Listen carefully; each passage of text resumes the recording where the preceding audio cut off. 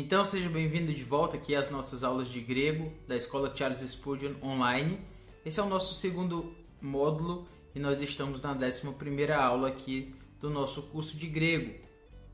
O que eu quero chamar a atenção hoje é que depois de nós termos tratado sobre todas as formas verbais do modo indicativo, agora a gente vai tratar sobre um modo um pouco diferente, mas que diz muito sobre a língua grega, porque ele envolve tanto aquilo que a gente já aprendeu com os substantivos, quanto aquilo que nós já aprendemos aqui com os verbos. Bom, nós estamos falando sobre os particípios e hoje a gente vai ter uma introdução a esses particípios para vermos como eles funcionam a princípio, para que depois a gente possa construir em cima desse entendimento. Além disso, nós vamos ver como ele funciona no português. O particípio do grego, ele é uma forma verbal que nem sempre tem uma equivalência do grego para o português nas traduções. Então, geralmente a gente tem que fazer uma adaptação, porque por conta dessa falta de uma equivalência. Então, a gente precisa entender um pouco como funciona em português, as semelhanças, para a gente poder entender bem. E além disso, a gente vai falar sobre os usos desse particípio. A gente vai ver que ele não tem somente um uso, mas mais de um, e a gente vai explicar exatamente o que é isso. Hoje, especificamente, não temos vocabulário nem tradução, porque essa é uma apresentação um pouco mais concisa sobre os particípios que nós não vamos ter para hoje, mas nas próximas aulas certamente nós continuaremos com o vocabulário e a tradução. Então, que Deus lhe abençoe para esta aula e até daqui um pouquinho. Vamos aqui então à introdução aos particípios, que faz parte especificamente do capítulo 26 do nosso livro-texto de William Mouse. Seguindo aqui sobre a nossa metodologia a partir do português, vamos tratar da seguinte forma: não existe nada que possa ser comprovado. E eu tenho uma pergunta: a palavra em negrito acima parece um verbo ou um adjetivo? Não existe nada que possa ser comprovado. Bom, parece que é mais ou menos os dois, né? Vamos ver o seguinte então aqui. Tiririca tem um comportamento destacado no Congresso. Destacado parece um verbo ou parece ser um adjetivo. Parece que aqui na primeira frase ser comprovado está mais para verbo, porque vem logo antes de um verbo auxiliar, então, poxa, ser comprovado parece mais um verbo. Mas aqui, comportamento destacado parece mais um adjetivo, né? Então, a forma verbal desses verbos, né, dessa ideia que a gente tem tratado, é o particípio. Então, exatamente por ele ter uma característica adjetival, o particípio no português é uma forma que nós chamamos de forma nominal, ou seja, é uma forma substantiva. Então, se você nunca entendeu por que nós temos as formas nominais dos verbos, é porque elas são formas substantivas, né? Nominal vem de nome, né? De substantivo. E assim também nós temos no português o infinitivo e o gerúndio. E assim a gente tem o particípio. Então vamos tratar aqui como funcionaria mais ou menos algumas questões do particípio grego relacionadas ao português. Então vamos lá. Terminado o banquete, a tristeza tomará conta de alguns. Quando você vê essa frase, terminado o banquete, a tristeza tomará conta de alguns, a ação em destaque, ou seja, terminado o banquete, a ação em destaque ocorre quando em relação à tristeza que tomará conta de alguns. Quando? Em que parte do tempo cronológico essa ação ocorre? Terminado o banquete, a tristeza tomará conta de alguns. Você diria que essa ação aqui ocorreu, a tristeza tomará conta de alguns, ela aconteceu antes ou depois de terminado o banquete? Bom, pelo que você está vendo aí, terminado o banquete aconteceu antes, e a tristeza tomará conta de alguns aconteceu depois do tempo cronológico, né? Então, com isso você vê a ideia de que a gente tem essa questão de tempo sobre o que acontece a partir do que a gente usa dentro do particípio. Vamos aqui mais uma vez. Calado num canto, ele nos observava atentamente. Já nesta frase, a ação em destaque ocorre quando, especificamente, em relação a ele nos observava atentamente. Vamos ver, calado num canto acontece antes de ele nos observava atentamente, acontece ao mesmo tempo ou acontece depois. Calado num canto, ele nos observava atentamente. Apesar de que esse verbo aqui está no passado, mas o foco aqui é em relação a essa ação aqui, quando esse aqui ocorre. Pelo jeito que você está vendo, ele acontece ao mesmo tempo, né? Vou colocar aqui simultaneamente, aqui no meio aqui. São simultâneos, ok? Então, percebam que embora nas duas frases o tempo cronológico dos particípios seja diferente, ou seja, aqui acontece antes e aqui acontece ao mesmo tempo, a forma permanece igual, é terminado e calado. Não muda aqui porque acontece no passado e aqui acontece ao mesmo tempo no presente em relação ao verbo inicial. Todos têm a mesma forma. Assim, o tempo cronológico do particípio só pode ser visto a partir da relação com o verbo principal da frase. Ou seja, quando você quiser determinar o tempo do particípio, não pense necessariamente em passado, presente e futuro dele, mas você precisa pensar em relação ao verbo principal. O particípio ele só faz sentido se ele está relacionado a um verbo principal. No caso aqui, a tristeza tomará conta de alguns ou ele nos observava. Com isso, você tem o verbo principal e é para esse verbo aqui, esse verbo aqui que você vai ter que prestar atenção. Em relação a ele, você tem que olhar o particípio e entender qual é a relação de tempo dele para o outro. E assim você tem a questão do particípio e a relação dele com o tempo do verbo principal. Próximo ponto aqui sobre o gerúndio. Algo semelhante ocorre no gerúndio. Gritando muito alto, ele chamava pelo pai. A palavra destacada está modificando que palavra na frase? Gritando muito, ele chamava pelo pai. Quando você tem essa palavra aqui, ela está modificando, pelo que você está vendo, ela está modificando o verbo. Porque ele chamava pelo pai gritando, certo? Gritando. Então, gritando está relacionado especificamente à mudança de como esse verbo aqui acontece. Então, o verbo e um elemento que fica próximo ao verbo modificando é chamado de advérbio. Ou seja, os advérbios, eles estão próximos dos verbos e eles modificam o verbo. Então, a ideia do advérbio é se eu corro e eu corro vagarosamente, esse vagarosamente modificou a ideia do correr, certo? Assim como o gritar, eu posso dizer que ele chamava pelo pai, mas eu estou dizendo gritando muito ele chamava pelo pai. Então eu estou modificando o significado aqui, eu estou atribuindo, estou aumentando o significado dessa frase. Enfim, e com relação ao tempo cronológico? Qual o tempo cronológico de gritando em relação a chamava pelo pai? Ele gritava primeiro e chamava depois? Ele chamou primeiro e gritou depois? Não. Na verdade, o que aconteceu aqui é simultâneo. Mas ocorreu no passado. Chamava está no passado. Gritando está no gerúndio, seria o presente. Mas como assim? Bom, você tem que perceber com relação ao verbo principal. Ele acontece no passado, mas o verbo que está aqui no gerúndio, ele está modificando algo como se fosse no presente da ação que ocorreu no passado. Bom, essas duas formas nominais, gerúndio e particípio, são semelhantes em alguns aspectos ao particípio grego. Ou seja, essas relações que nós temos tratado aqui, essas funções, elas realmente parecem com o particípio grego. Não é que tudo é igual, mas muita coisa é bem semelhante e é a partir dessa semelhança que a gente vai tratar os nossos particípios do grego.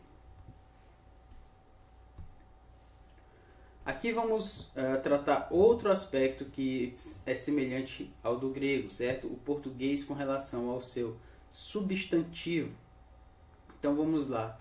Quando nós temos a palavra falante, nós temos é aquele que fala. Estudante é aquele que estuda. Ouvinte é aquele que ouve. Bom, o estudante de línguas é um ouvinte, mas também deve ser um falante. Na frase acima, estudante, ouvinte e falante são substantivos. Então, obviamente são substantivos. O estudante, o ouvinte, o falante, todos eles são substantivos. Mas há um verbo inserido no significado de cada um deles. Então, há um verbo aqui. Qual é o verbo que está inserido aqui no significado? Vamos chamar esse quadrado aqui de significado. Dentro dele tem aquilo que nós vamos perceber aqui, que é esse verbo. É aquele que fala. Falante é aquele que fala. Então, esse verbo aqui, ele está inserido aqui em falante. Do mesmo jeito, aquele que estuda, o estudante. Com isso, você tem um verbo inserido dentro desse substantivo. Do mesmo jeito para ouvinte. Então, no particípio grego, nós também temos algo semelhante. Nós vamos ver que os particípios, eles são verbos formados em substantivos, ou substantivos formados em verbos, enfim. Mas o ponto é que há um substantivo, há uma forma, um significado, uma forma substantiva dentro do particípio, e é isso que a gente vê no português com relação a essas palavras aqui. Especificamente no grego isso acontece com o particípio. Então vamos aqui para um pouquinho do texto grego. Tethekasen gar hoi zetuntes ter psihen tu paidio.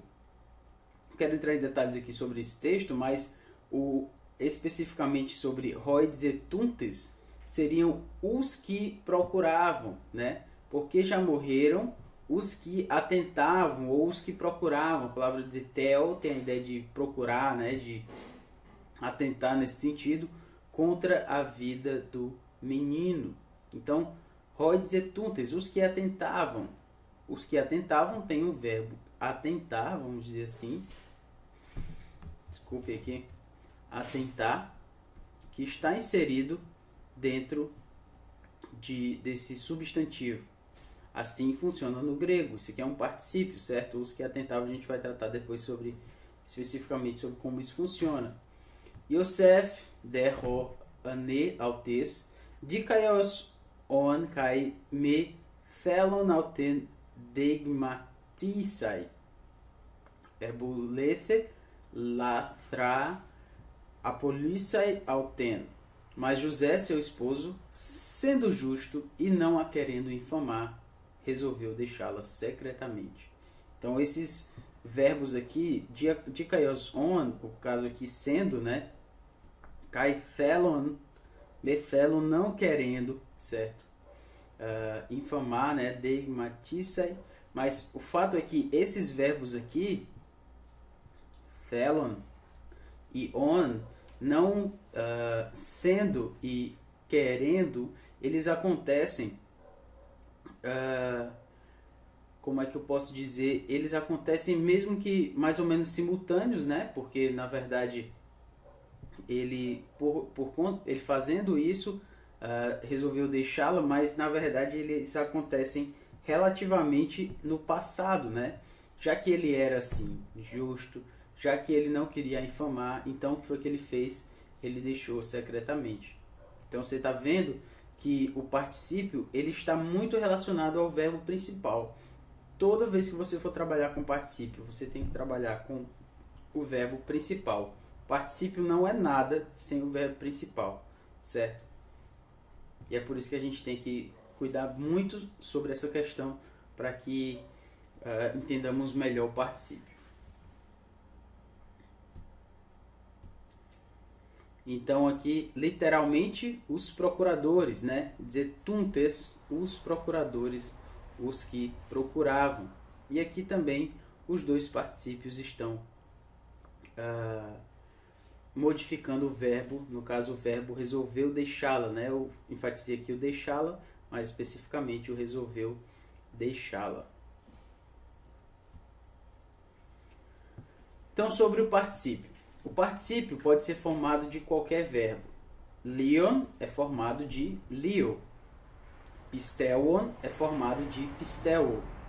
Então, com isso você vê que qualquer verbo pode formar um particípio. E o particípio, como a gente já falou, é uma forma mais ou menos substantiva, mais ou menos adjetiva.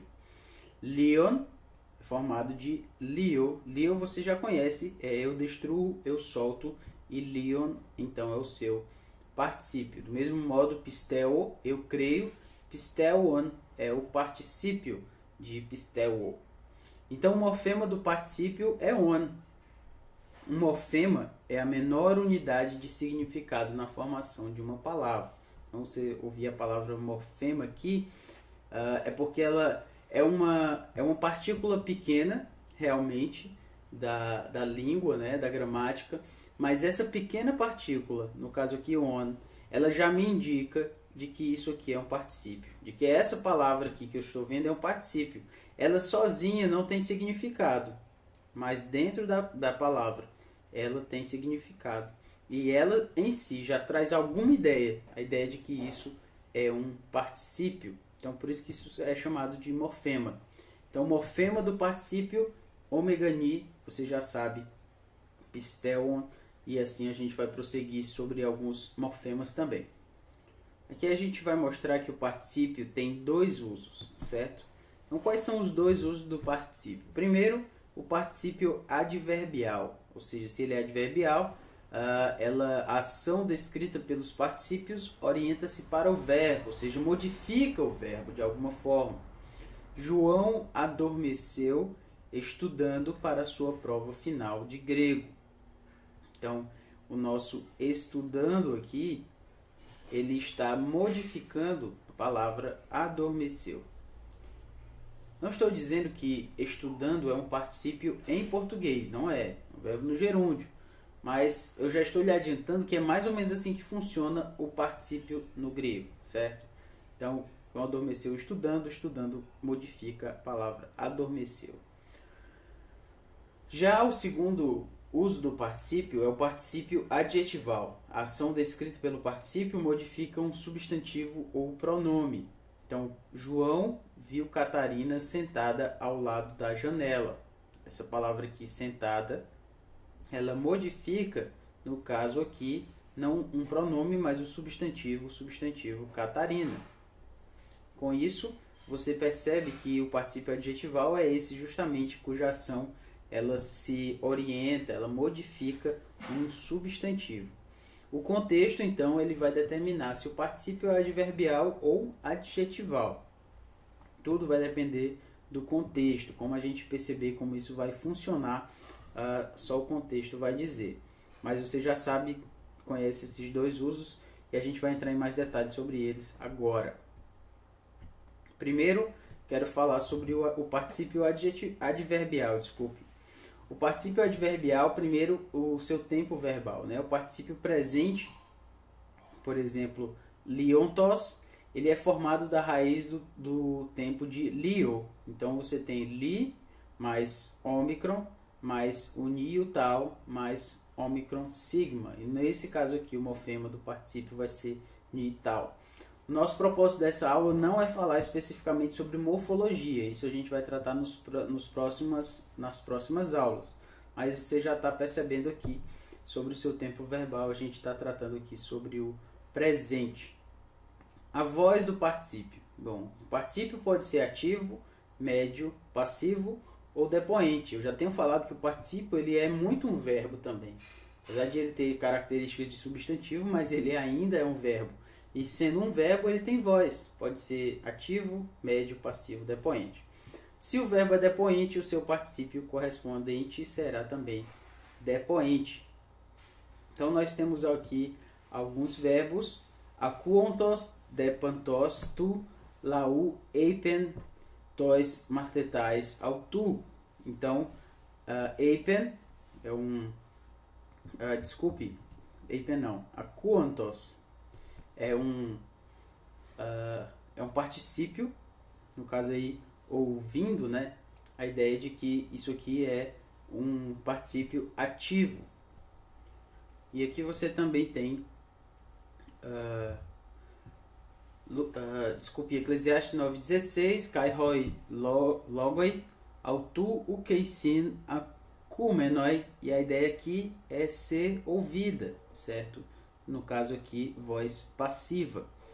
E rina é homenoi petron kan reiskia episquiasei tini auton, é para que passando Pedro, né, homenoi, desculpe aqui, homenoi, passando, né, homenoi vem de erromai, que é um verbo na voz passiva, ele é um depoente, então, passando Pedro, pelo menos a sua sombra, né, reisquia, passasse ou sobrepassasse por alguns deles.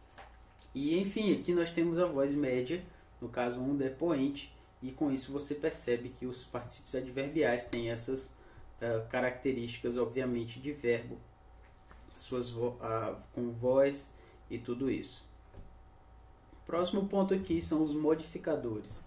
Ele pode ter um objeto direto no acusativo, certo? Então a aluna, depois de ter estudado grego, pensava que tinha morrido e ido para o céu. Então, quando você percebe aqui, ter estudado, você tem aqui um verbo no particípio. Mas você também tem um objeto direto. Grego. Aqui é objeto direto. Então, o particípio, desculpe, ele pode realmente transformar e trazer consigo, ter um objeto direto, um objeto indireto, enfim.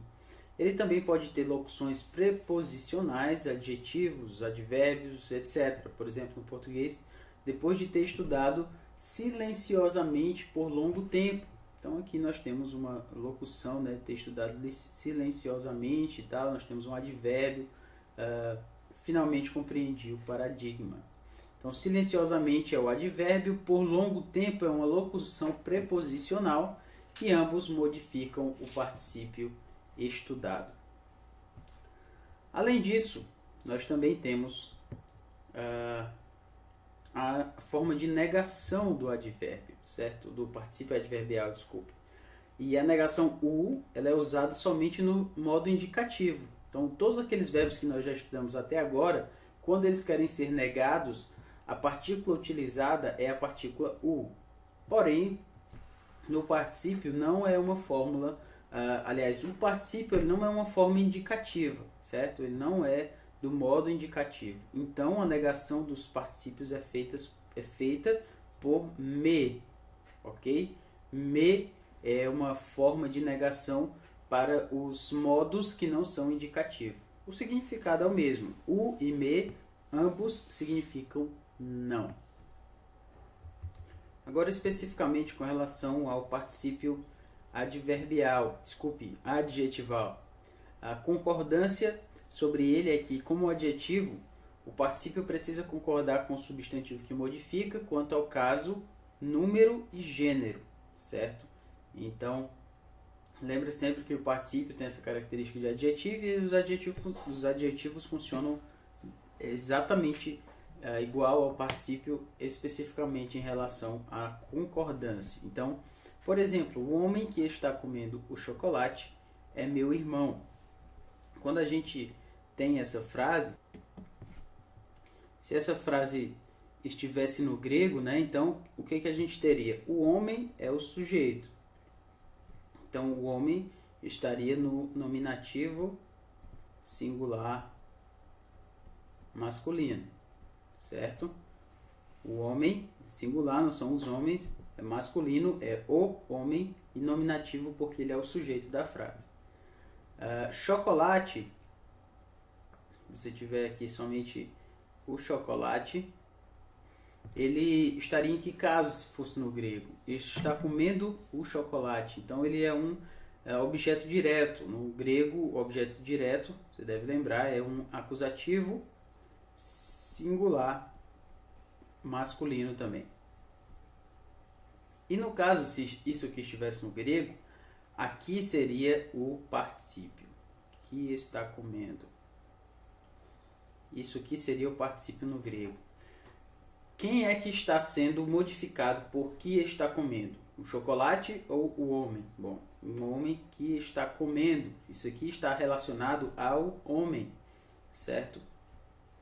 Então, com isso, esse nosso virtual particípio aqui, ele estaria em que caso, número e gênero? Exatamente, ele estaria no nominativo singular masculino. Por quê? Porque ele está modificando esse substantivo aqui. Então, ele vai concordar com ele em caso, gênero e número.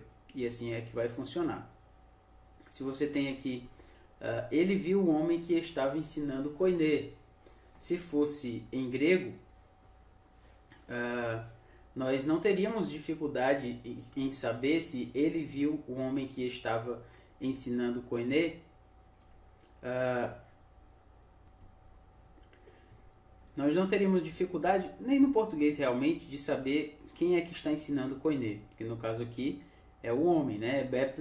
Eblepseton anthroponton didascontaiten koiné. Mas o que eu quero trazer aqui é, por exemplo, sobre o sujeito. Ele viu o homem ensinando koiné. Ele viu o homem ensinando koiné. Quem é que está ensinando koiné? É o homem. Então ele viu o homem que estava ensinando koiné, ou ele é que estava ensinando koiné quando viu o homem? Bom, isso é uma ambiguidade, né? Como a gente chama em português. Desculpe aqui, deixa eu me consertar. Uma ambiguidade, ou seja, é uma forma que está trazendo dois significados que a gente não sabe exatamente, e pelo que a gente tem aqui sem contexto não dá para entender quem é que está ensinando o koiné. Bom, o particípio não tem sujeito, mas como ele tem que concordar com a palavra que está modificando em caso, número e gênero, torna-se fácil identificar quem está realizando a ação do particípio. Ou seja, no grego, a gente não teria essa dificuldade, porque ensinando koiné estaria relacionado e estaria concordando com ou ele ou um homem, dependendo de o que ele estivesse